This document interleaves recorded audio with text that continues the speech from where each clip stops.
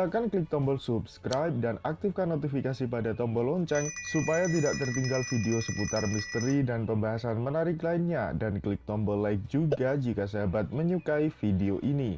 Dan Bung Karno memang dikenal ya, sepanjang pendudukan Jepang, Bung Karno itu kompromi dengan Jepang sampai pembentukan Putra ya, macam-macam itu, Pusat Tenaga Rakyat. Bung Karno terlibat di situ.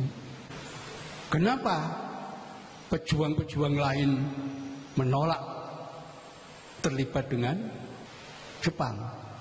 Nanti kita bisa lihat ya, catatan-catatan Bung Karno kenapa dia bersedia dengan Jepang. Karena keyakinan pribadi beliau.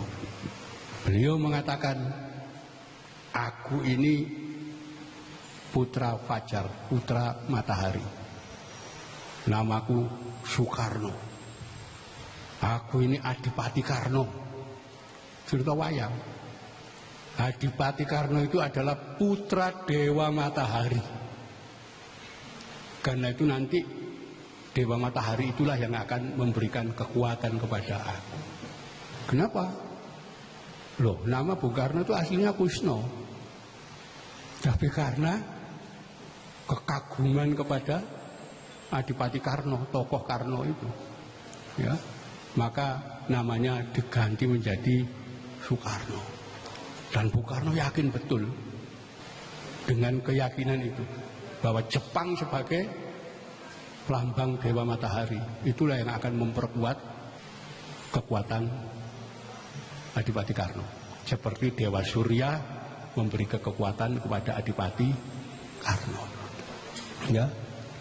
Sebabnya di masa Jepang itu Bung Karno melalui Gatot Mangkuprojo menyampaikan kepada pemerintah pendudukan Jepang untuk mendidik pemuda-pemuda agar punya kemampuan militer.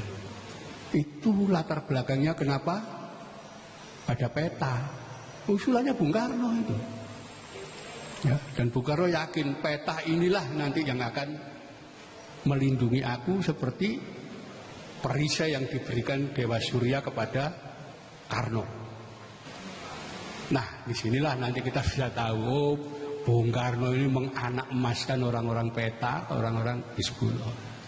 Karena dianggap itu anugerah dari Dewa Matahari, dari Jepang kepada beliau. Yakin itu.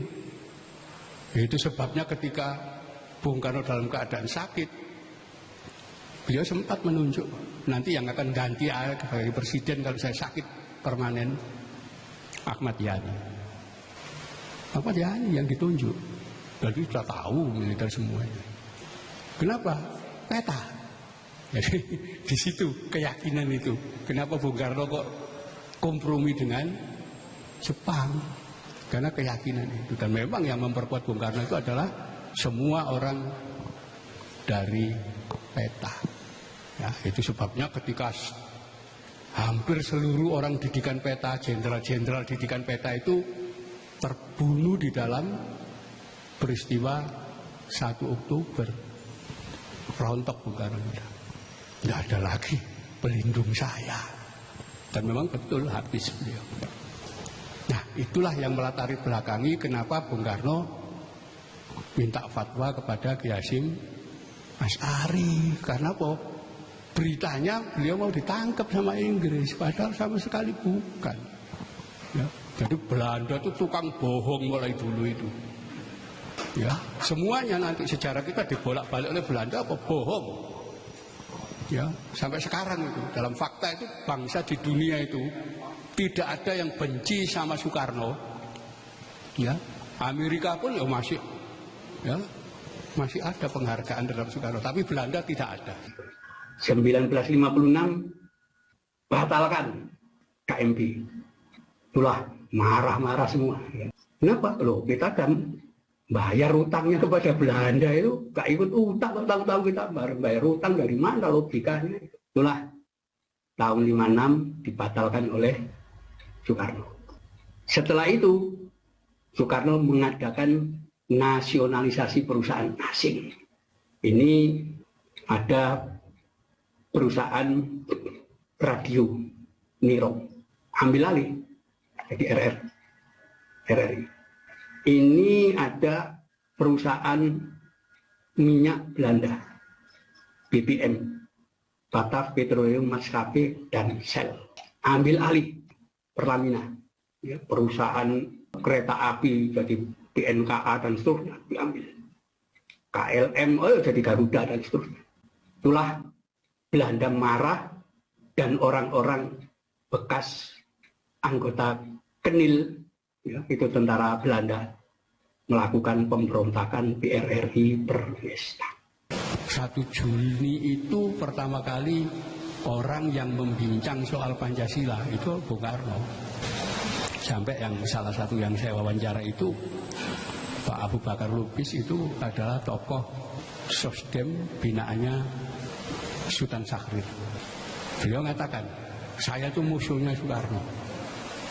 Ya, sejak Syahrir meninggal, ditangkap Soekarno dan kemudian meninggal di penjara dan seterusnya, itu saya musuh dengan Soekarno. Tapi soal kebenaran sejarah bahwa Bung Karno lah pertama kali yang bicara soal Pancasila, itu nggak bisa ditolak. Kenapa? Saya saksi kok. Ya, sebelum itu nggak ada orang bicara soal Pancasila. Bung Karno lah 1 Juni itu pertama kali yang bicara Pancasila. Itu kesaksian Pak Abu Bakar Lubis. Ya, tokoh yang menganggap selama itu memusuhi Presiden Soekarno. Tapi untuk urusan sejarah beliau tetap itu. Nah, ini yang perlu diluruskan kan, kita perlu meluruskan. Itu sebabnya NU ya kemudian mengusulkan agar 1 Juni dianggap sebagai hari lahir Pancasila. Itu usulan PBNU, bukan dari yang lain, dan ditetapkan akhirnya. Saya kira yang bisa kita tangkap daripada semangat pelurusan sejarah itu yang harus jadi satu kesadaran yang sifatnya nasional. Kita harus meluruskan sejarah yang selama ini dibelokkan atau bahkan dihilangkan, ya, agar kita tahu siapa sebetulnya jati diri kita. Tidak seperti sekarang ini ada skenario bahwa orang-orang yang terbelakang itu adalah orang-orang pesantren, ya, yang namanya santri itu pasti terbelakang, primitif, ya, godiken. Wah, ya wis sudah gak karu-karuan jeleknya. Itu harus kita luruskan. Kenapa? Loh, dalam sejarah kita itu yang bangun kerajaan-kerajaan itu para santri semua. Kenapa? Loh, lulusan di situ. Memang Sultan Agung itu pernah sekolah. Ya, nyantri semua. Pangeran Diponegoro pernah sekolah. Loh, enggak, santri seluruhnya. Ya, nanti yang bikin kapal-kapal perang, Kecor Meriem, itu santri kok. Sampai ketika di wilayah VOC ngangkat bupati orang pesantren. Sampai ketika VOC bubar kemudian diganti pemerintah Hindia Belanda. Bupati-bupati itu lulusan pesantren semua. Kenapa? Belum ada sekolah. Semua santri. Itu fakta. Sampai ketika terjadi geger Pacinan, Sunan Pakubuwono II keluar dari Kartosuro, lari. Kenapa? Kartosuro diduduki pemberontak. Sunan Pakubuwono II ini lari ke Ponorogo. Kemana? Ke pesantren Tegalsari, tempat beliau dulu mondok di situ. Disitulah kemudian kawan-kawannya yang jadi bupati di berbagai tempat diminta datang untuk membantu. Ayo kita bebaskan rami-rami Kartosuro. Santri, ya, ini sejarah loh. Gimana kemudian seolah-olah nggak ada peran apapun, santri itu bodoh-bodoh, ya, kemudian terbelakang. Loh, pemerintah Belanda aja jadikan santri itu bupati, pedono, macam-macam dari pesantren semua. Karena sekolah baru muncul 1901, baru ada sekolah. Ya, itu fakta sejarah, kita harus ungkap lagi. Jadi peran itu mulai zaman kuno dari pesantren. Dan itu kita harus mengangkat citra santri ini, oh ini kalangan intelektual awal ya dari sini. Kenapa harus ditenggelamkan? Saya kira itu, ya mudah-mudahan semangat ini, ya, hari santri sampai jadi hari pahlawan itu nanti menyemangati kita semua bahwa memang harus ada pelurusan sejarah.